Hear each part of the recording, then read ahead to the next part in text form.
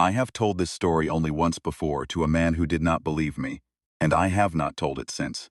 That was 11 years ago. He was a geologist from the university at Caldenvast, soft-spoken and respectful in the way academics are when they are about to dismiss you, and, when I finished, he nodded in the careful way of someone who has decided the speaker is either lying or losing her grip on things. He wrote something in his notebook. I never learned what, and thanked me for my time. His team left 3 days later. The stone had not spoken for them. The stone had not spoken for anyone in the 41 years I had tended it, except for the one morning it finally did. I am 73 years old. I have lived on the Vethra Plateau for most of my adult life. I came here at 31 with my husband Teodan, who was a surveyor hired by the Caldenvast Archaeological Commission to map the ruins cluster near the plateau's eastern rim. He did his work, filed his maps, and within 6 months, developed a cough from the thin air that never fully left him. We stayed anyway. That is the honest account. We stayed because I asked him to, and he agreed because he loved me more than he disagreed, and the cough eventually stopped minding the altitude as much as it had at first. Teodan died 14 years ago, sitting in the low chair beside the south window of our station house, with a cup of tea going cold in his hands. He was 68. The cough had nothing to do with it. His heart simply stopped, the way hearts do, quietly and without drama, on a gray Tuesday in the middle of the month. I buried him in the plateau cemetery beside the ruins, under a flat marker of the local stone, and I stayed on because by then I could not have told you where else I would go. The station house is a modest thing. 3 rooms, thick walls of mortared stone, a wood stove that draws well and a water tank that does not always. The commission pays me a modest stipend to maintain what they call the Vethara site, which means keeping the path between the station and the ruins clear of wind-blown grit, logging weather of observations twice daily, and making sure no casual visitors disturb the excavation cordons the commission put in place the last time they sent a team was 9 years ago. In practice, it means I live alone on a high cold plateau, and I tend a ruin that no longer draws much interest from anyone. Are not especially dramatic by the standards of the academic literature I have read over the years. There is a collapsed gate structure to the north, its lintel fallen at an angle that suggests a catastrophic collapse rather than a gradual settling, as if something had struck it or something within it had given way suddenly. There is a set of worn stone terraces descending the east face of the plateau, each terrace roughly 4 meters deep and edged with carved balustrades that have lost their upper portions to frost heave and the long assault of Tharan winters. There are several smaller structures, foundations mostly, the walls reduced to a single course of stone above ground level, scattered across the plateau's interior, for purposes unresolved in the literature, and at the far western edge of the plateau, set into the cliff wall as if it grew there, there is the Keildrath. That is the name I have always used for it. I did not invent the name. It appears in the oldest survey notes in the Commission's archive, attributed to a prior field worker who attributed it to local oral tradition, and before that the trail goes cold. The academics have their own designations. Object KV7 in the official Commission catalog, KV for Keildrath Vethara, numbered 7 because 6 other objects in the ruins cluster were cataloged before it. They use the designation because it is neutral. I have always found neutral names for very old things to be a small discourtesy. A thing that has existed for 4,000 years has earned the right to be called what it is called, not what a cataloging system requires. The Keildrath is a faeces. That is the most honest description I can give you. It is carved into the cliff, or rather, it appears to have grown from the cliff, or the cliff appears to have grown from it, depending on how you regard the matter. And it is large. The face alone, from the crown of the brow to the base of the chin, spans roughly 11 meters. The features are humanoid, but not entirely human, portions that suggest a people taller and wider-browed than any living population, the cheekbones flatter, the nose broader, the jaw carrying a mass and weight that modern human faces do not have. The eyes are closed. They have been closed, to my knowledge, and the Commission's, since the first documented survey in the year 1887, and the supposition is that they have been closed for several thousand years before that. The surface of the Keldраth is covered in a carved script that no linguist has yet deciphered. Commission's most recent attempt at translation, undertaken by a team of 3 comparative philologists and 1 specialist in pre-Vetheran glyph systems during the expedition 9 years ago, produced 3 papers with differing conclusions and no consensus. One paper argued the glyphs were purely decorative. Another argued they were a phonetic syllabary with no surviving cognates. The third paper, which was the shortest, and which I thought the most honest, argued simply that the scholars did not know what they were looking at. I have read all 3 papers. The Commission sends me copies of everything they publish about the plateau, which I keep in a wooden crate under the south window where Théoden died. There are 47 papers in the crate. I've read them all more than once. I am not a scholar, and I would not pretend to evaluate their methodologies. I have lived beside the subject of their inquiry for 41 years in this, and I can say with some confidence that none of them got at what the Keldраth actually is. They were describing the door and missing the fact that it was a door. For 41 years, beginning in the spring of my 32nd year on the plateau, I swept the face of the Keldраth. This is not a poetic statement. I mean that I took a brush, a wide, soft-bristled sweep brush, the kind used for cleaning stone surfaces without abrading them, and I worked across, carved features with the care the surface deserved. The plateau is a wind-gathering place, and fine, pale dust settle into every carved channel on the Keldраth's face, filling the glyphs, dulling the detail. Left unattended for a season, the channels fill. Left unattended for a decade, the glyphs vanish under a crust of compacted dust and mineral deposit. The Commission's fieldworkers cleaned the surface when they were here. When they were not here, which was most of the time, I did it. Began doing it because it seemed like the right thing. Théoden was still alive in those early years. And we would walk to the cliff together on clear mornings, and he would read from a novel while I worked. He did not share my feeling about the stone.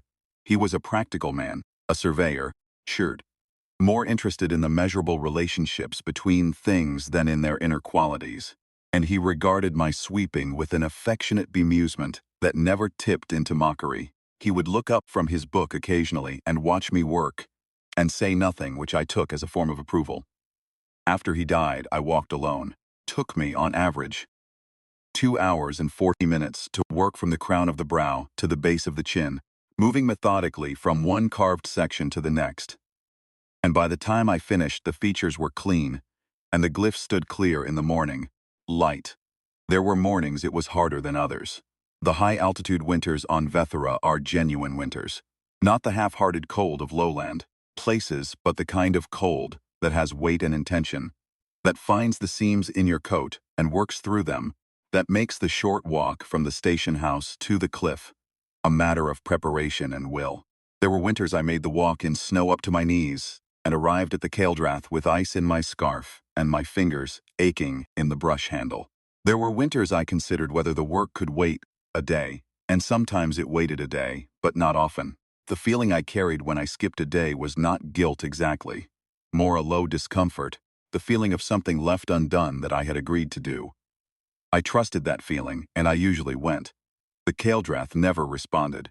I want to be clear about that, so you understand the full 41 years of it. It did not glow. It did not hum. It did not shift or crack or release any of the effects the academic papers sometimes speculated about in their theoretical sections. It was stone. It was very old stone, with very precise carving, and a face that had been closed for longer than any living institution had records.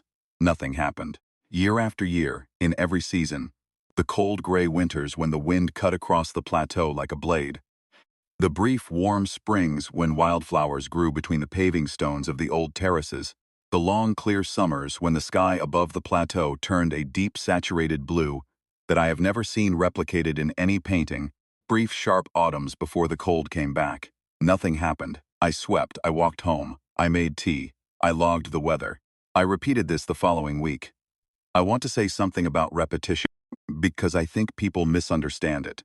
We live in a time that regards repetition as diminishment. The same action performed again and again is considered lesser than novelty, less alive, less worthy of attention. I am not sure this is correct, The same path walked 10,000 times is known in a way that a path walked once is not. The same surface cleaned 10,000 times is understood.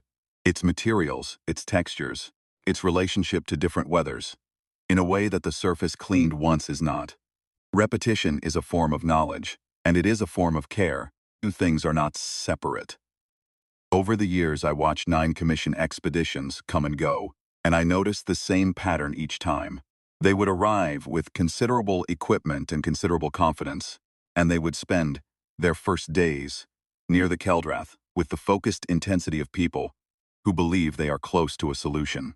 They had always just published a paper or just developed a new technique, just identified a new parallel in a newly deciphered script from some other site, and the combination of these things gave them reason to believe that this expedition would be the one. I never argued with this belief. It was not my place to argue with it, and in any case I understood the logic. Every expedition brought something the previous ones had not, and the accumulation of knowledge about the site was genuine. They learned real things. Their papers, whatever I thought of their conclusions, documented the plateau faithfully, but the stone said nothing.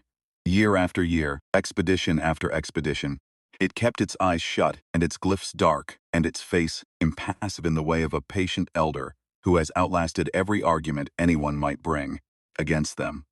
The academics would eventually break camp and leave, sometimes visibly frustrated, sometimes with the careful neutrality of people who have learned to manage professional disappointment.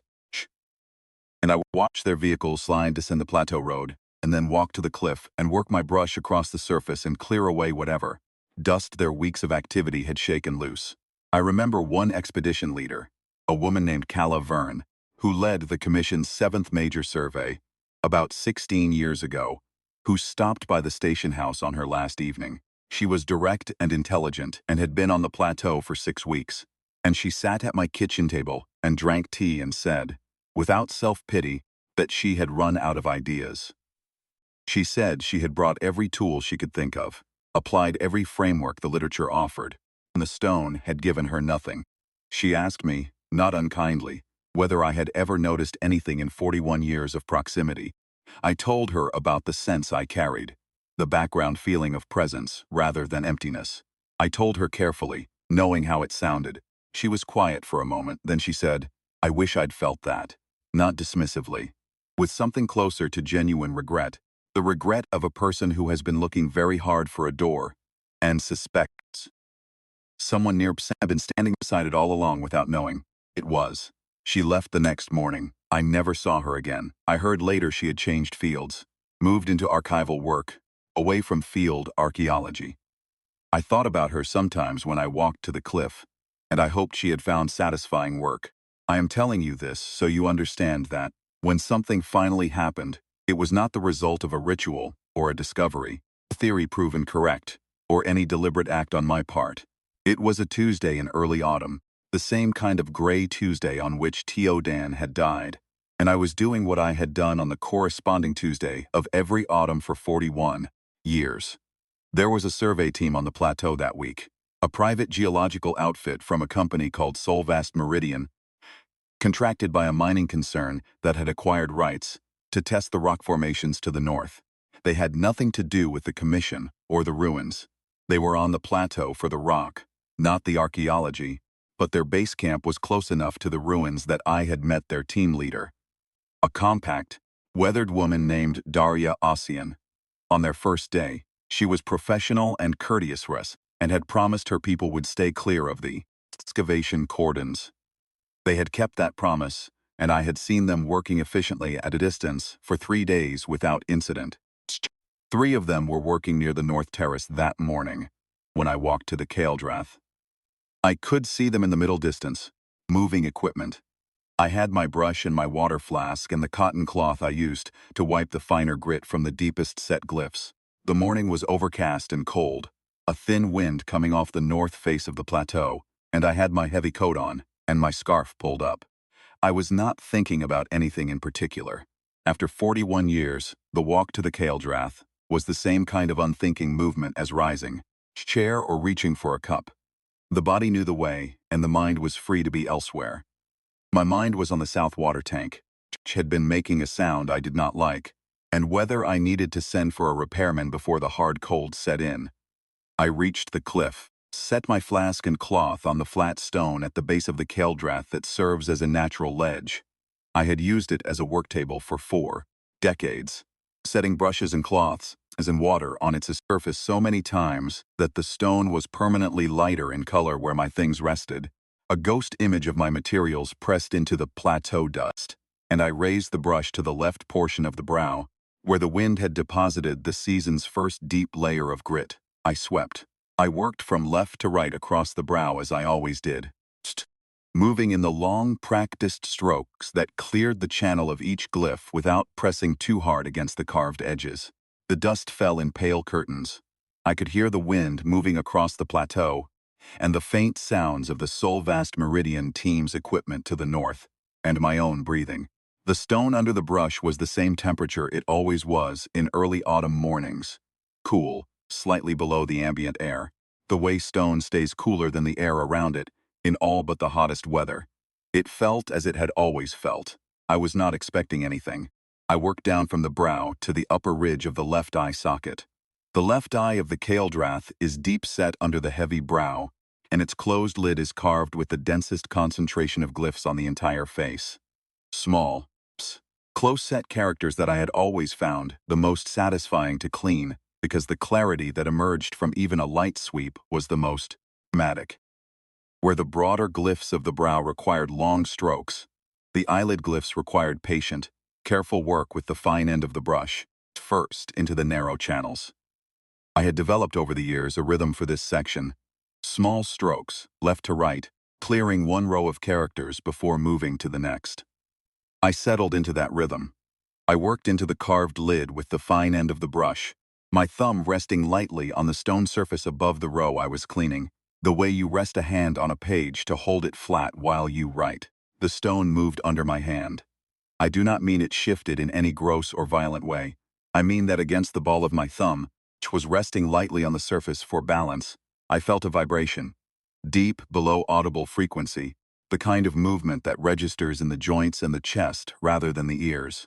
A single pulse, the way a bell sounds in the moment before it rings. When the clapper is already in motion but the note has not yet opened into the air. I stopped. I stood with the brush raised, and my thumb against the stone, and I waited. The second pulse came perhaps 10 seconds after the first, deeper. I felt it in my sternum and in the base of my jaw, the way a very low musical note resonates in the bones rather than the air. I should tell you that I was not frightened. I am not sure I can fully explain why. I had spent 41 years with this stone, in all weathers and moods, and whatever the academic papers said about its probable inertness, I had never in those years believed it was empty. That is not a thing I have said to many people, because it sounds like the confession of a woman who has been alone on a plateau for too long and has begun to project life onto inanimate objects. I know how it sounds, but the honest account is that in 41 years of working a few inches from that carved face, I had developed a sense, not mystical, not dramatic, but quiet and persistent, that there was something behind the stone that was not merely geology. I had never tried to name this sense or argue for it. It was simply there, a low and steady background note in my experience of the place. The way you know a house is occupied without seeing anyone inside it. Third pulse was different from the first two. It was not a vibration so much as a warmth, not heat, nothing burning, but the sensation of a temperature differential, as if the stone had shifted from the cool of the morning air to something closer to the temperature of a living surface. My thumb registered it before my mind named it. I lowered the brush. In the glyph channel nearest to where my thumb rested, a faint luminosity appeared. It was not a color I have a clean word for. Somewhere between the pale gold of very old brass and the cool gray-white of early morning light. And it moved through the carved channel the way water moves through a cut in stone, finding the path of the channel and following it. It spread from the point where my thumb touched outward, following the dense glyph carving of the closed eyelid, and where the light passed, the stone surface changed, not visibly altered in any way I could measure, but different, in the way that a sleeping face changes when the person behind it begins to wake. A quality shift. A movement from absence toward presence. A step back. Not from fear, from respect. The way you stepped back from a door when it begins to open, not because you are afraid of what is on the other side, but because stepping back is the decent thing to do. I set the brush on the ledge with my flask. The light continued to spread. From the left eyelid, it moved down through the channels of the cheek, tracing the glyphs there with the same unhurried certainty, and then upward into the brow, and then across the nose, and then down through the carved lines of the upper lip and the jaw, and then in both directions from the jaw outward to the edges of the face, following every carved channel, filling every glyph. It was filling the script the way, and I know this comparison sounds absurd, the way a sentence fills with meaning when you have finally understood the language it is written in. Each glyph the light touched looked different from the glyph it had been before, not physically different. Awake. Behind me I heard a shout from the direction of the Sylvast Meridian camp. I turned my head briefly. 2 of the 3 field workers I had seen near the North Terrace were now standing still, watching. The 3rd was already running toward the camp, which I supposed meant Darya Ossian would appear shortly. The 2 standing field workers were men, one older and one young, fricked, and both of them had the still, wide posture of people who have stopped whatever they were doing, because their bodies decided it before their minds did. I turned back to the Kaeldrath. The light had reached the sealed seam of the closed left eye and was beginning to trace the right. I am going to describe what happened next as accurately as I can, and I ask you to credit me the way you would credit a person who has no reason to exaggerate. I am old. I have nothing to sell. I have not spoken publicly about this because I have no wish to become a figure of curiosity or a subject for academic debate. I have written it down because the truth of a thing deserves a record, even if the record sits in a drawer for decades. Closed left eye of the Keldrith opened, not all the way, not with drama, a slow, deliberate movement. The carved stone lid lifting along a seam that the 47 papers in my crate had uniformly described as a decorative line, not a functional joint. The stone moved. It separated along that seam with a sound that was less a grinding and more a settling, the way old timbers settle in the first cold of winter. A deep and patient sound that was felt before it was heard. The lid rose perhaps a third of the way before it stopped. What was behind it was not a stone eye. I cannot tell you exactly what it was. There was depth, genuine depth, not a carved recess but space, as if the cliff behind the face extended back farther than the physics of the plateau should have allowed. And there was light in that depth, not the pale luminosity moving through the glyphs, but something older and stiller, very deep and quiet illumination that suggested the inside of a room that has not been opened in a very long time and has kept its light regardless. Not a welcoming light, not a threatening one.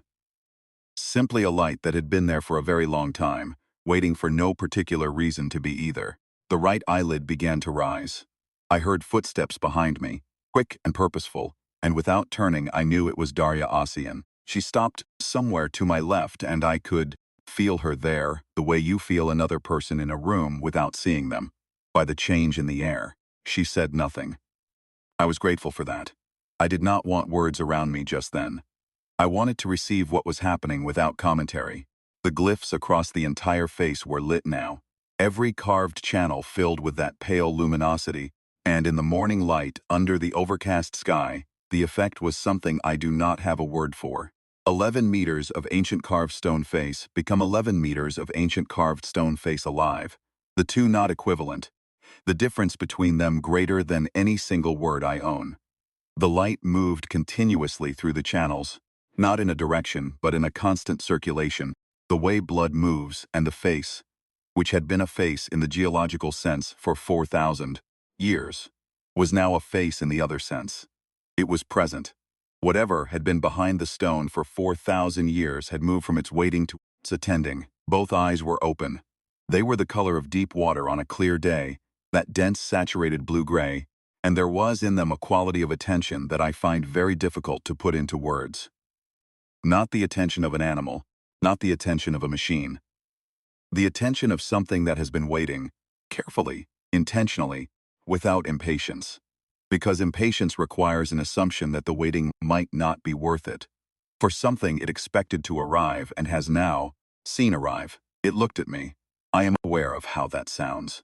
I am aware that a geologist and a comparative philologist and a mining company surveyor standing behind me might have alternate explanations for what they observed. I can only tell you what I know. It looked at me. Not at the plateau, at the sky, not at some middle distance, at me. At Marin Solt, aged 72 at the time, in her heavy coat and scarf, 41 years of mornings behind her, and a sweep brush sitting on a stone ledge at her side. I stood straight. I don't know why exactly, except that it seemed like the right response. Not military, I have never had a military bone in my body, but upright, the way you stand when something that has earned your respect chooses to acknowledge you. I let my hands hang at my sides. The Kael'drath made a sound. Not a mechanical sound, not a geological sound. A sound that my mind, working very quickly to find a category for it, only describe as a voice. Not human. Not a voice that any human throat could have produced. Recognizably the instrument of speech rather than the instrument of wind or water or stone. Deep, careful, deliberate. Each syllable a weighted thing, set down with precision. The way a person speaks when they have been waiting a long time and have thought carefully about what they want to say. I understood it. I want to dwell on this for a moment because it is the detail that sounds most like the confession of a woman coming unhinged. I have no known ability with ancient languages. I took no language courses beyond basic Caldenvast grammar school level. I have read the Commission's papers on the glyph system and understood none of the technical analysis. I have no credentials and no training and no rational explanation for why the sounds the Kael'drath made arrived in my mind as meaning rather than noise. I understood it, not every word. There were sounds and syllables I had no referent for, components that I suspect carried layers of meaning I could not access. But the core of it, the message at the center of the voice, came through the way a known person's tone comes through a poor telephone connection, even when the words break up. You know what they mean before you can prove you have heard them correctly. There were 3 distinct components to what the Kael'drath said, and I have spent 11 years being careful about how I describe them. The first was a word I understood as my name.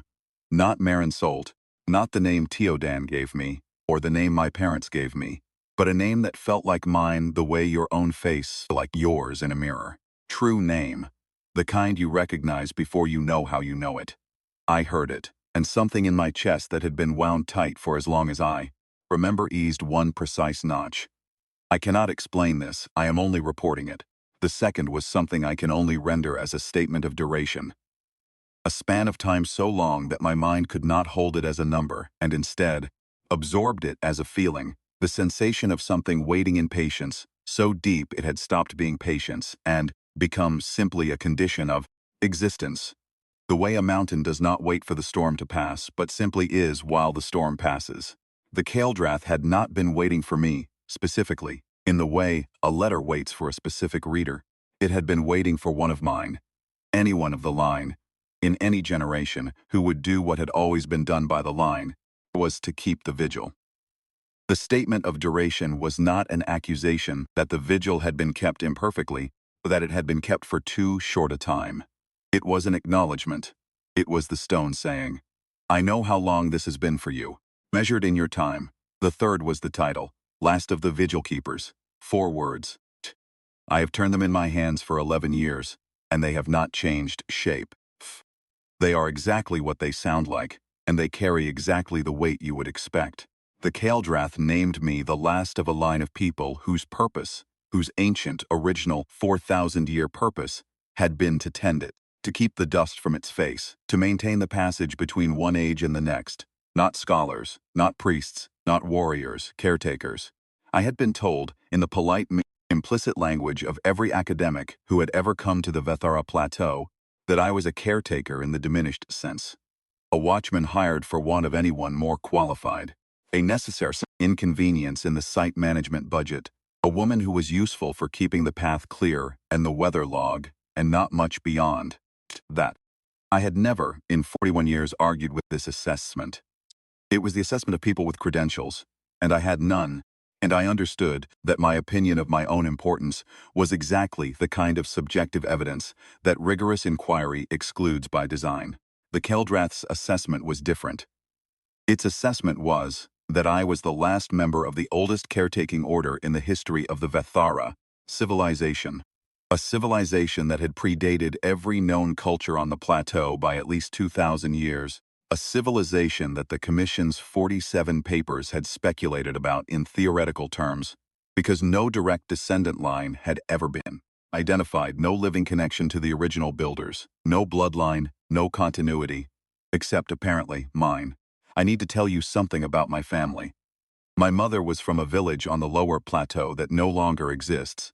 It was abandoned when I was small, the population drawn down to the valley towns by work and weather, and the long attrition of difficult living.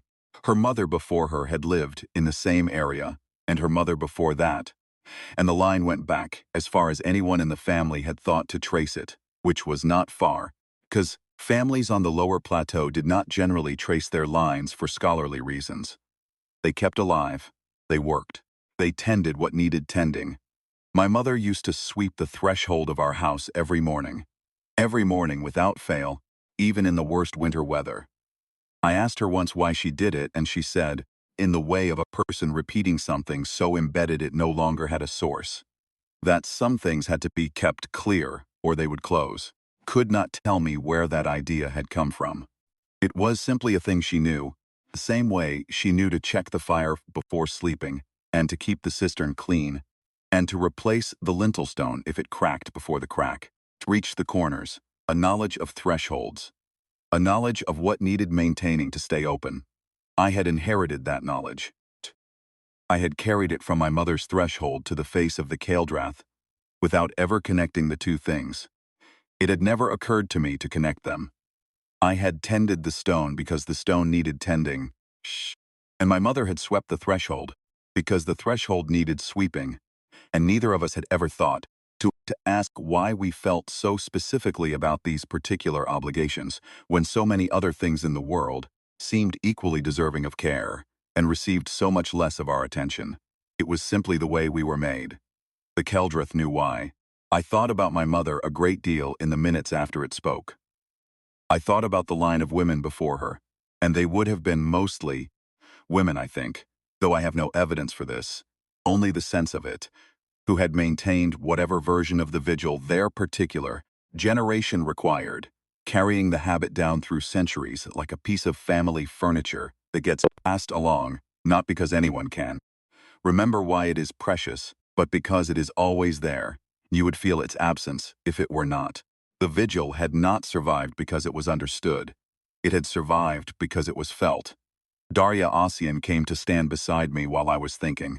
She had walked forward without my noticing. I had lost track of everything behind me. And she was there at my elbow, face tipped up to the 11 meters of lit stone.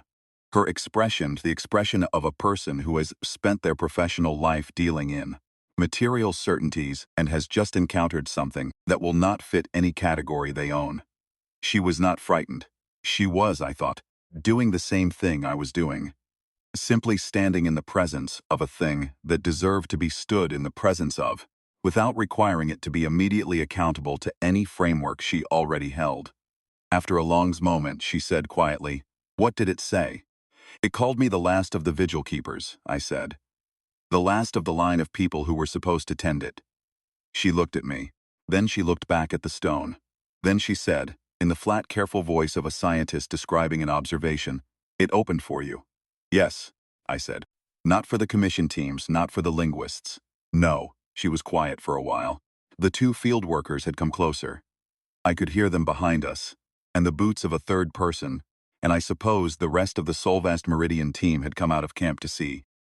I did not turn around. The Keldrath's eyes were still open, both of them, and the light was still moving through the glyphs. And the quality of attention in those open eyes had not changed. It was patient attention. The patience of something that has already done the difficult part, the waiting, and now simply is. "How long have you been here?" Darya Ossian asked. 41 years, I said. She absorbed that then. Cleaning it. She nodded. Slowly, the nod of someone adding a column of figures that has just come out to a number they did not expect. I understood what she was calculating.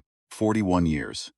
The Commission's teams, across 9 official expeditions in those 41 years, had brought their instruments, and their expertise and their theories.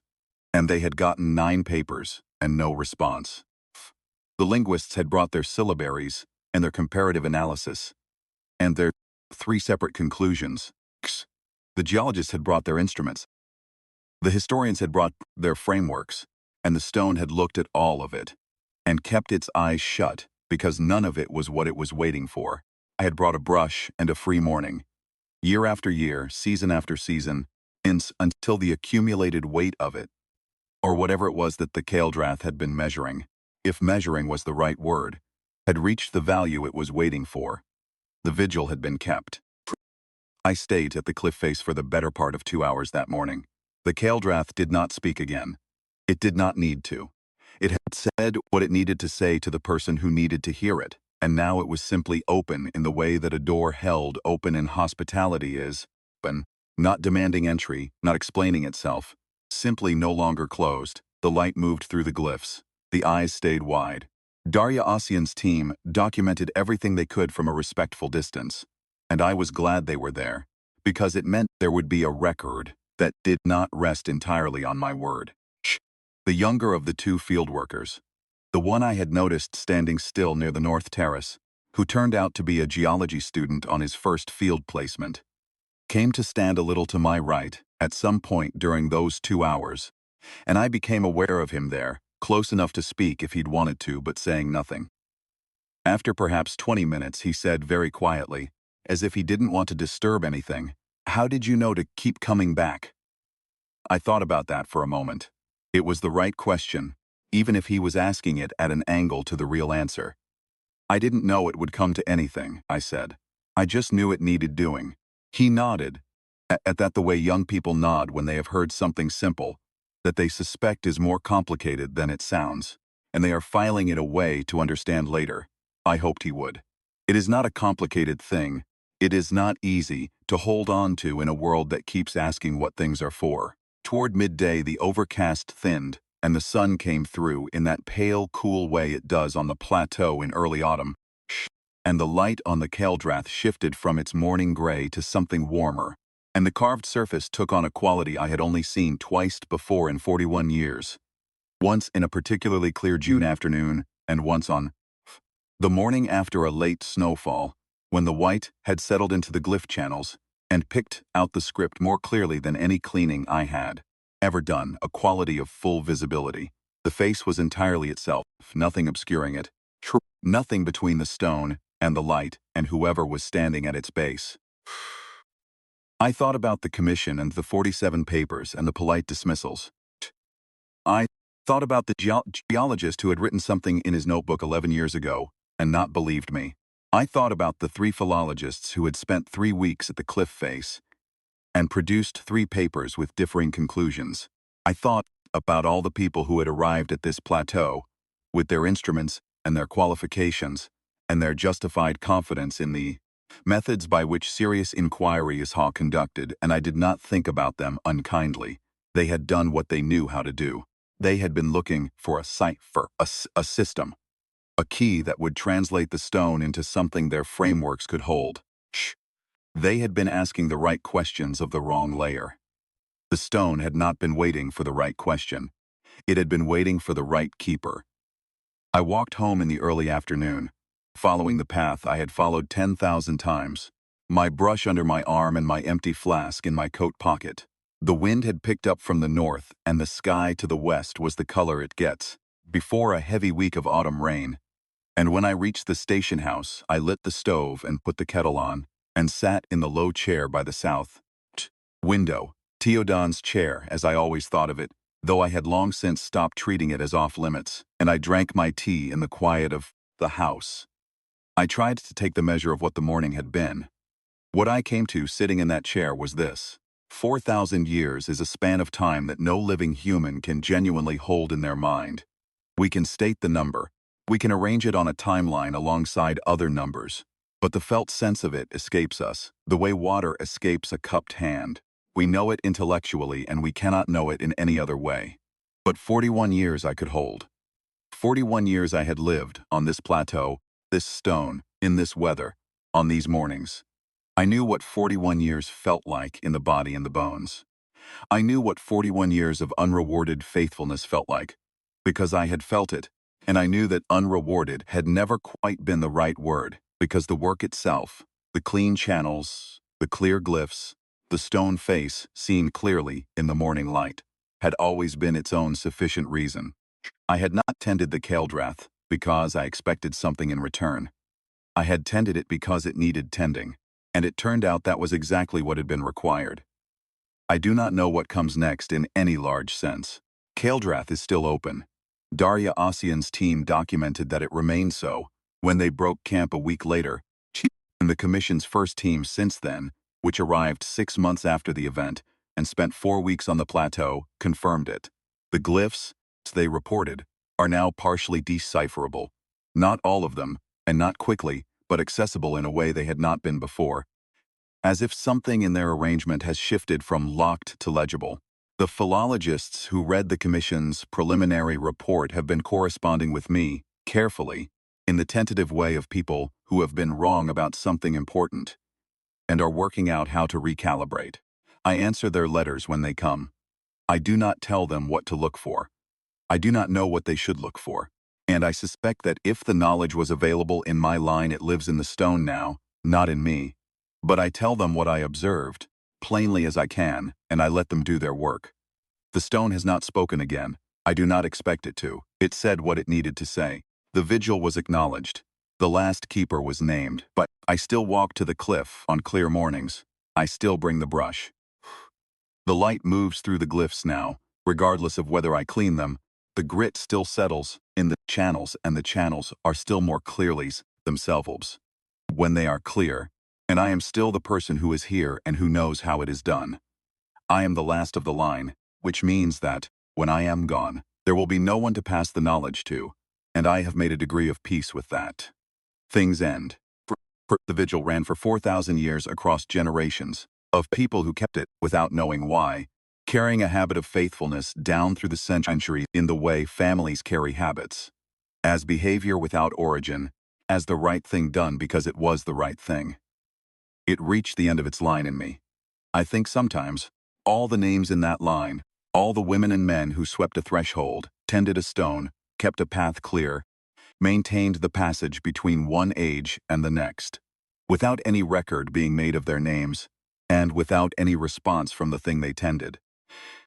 I think of them as I walk to the cliff in the mornings, the line of them stretching back through the generations, and I feel the particular weight of being last, not as a diminishment, but as a completion. Every line ends with a last member. What matters is whether the last member holds. Mine held.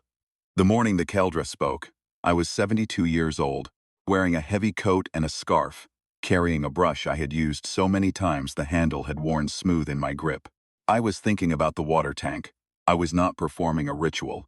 I was not seeking recognition.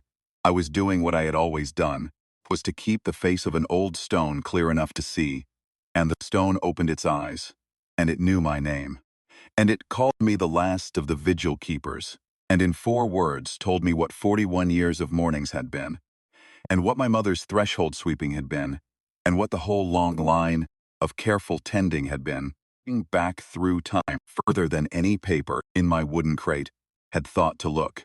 I set my brush on the flat stone ledge at the base of the cliff, and I stood straight, and I held that word, keeper, the way you hold something returned to you after a very long time away, checking it carefully to make sure it is undamaged, finding that it is exactly as you left it. It is a good word. It was always mine.